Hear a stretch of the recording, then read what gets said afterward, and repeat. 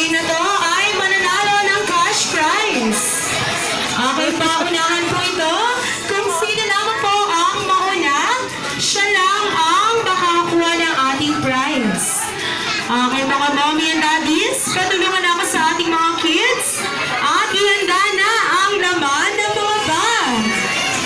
Dahil ang ating second game ay tatawagin natin Bring Me. Okay, ganito po.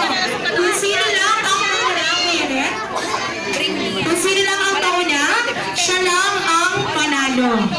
Kung sino lang ang unang bumakuha ko ulit, siya lang ang winner.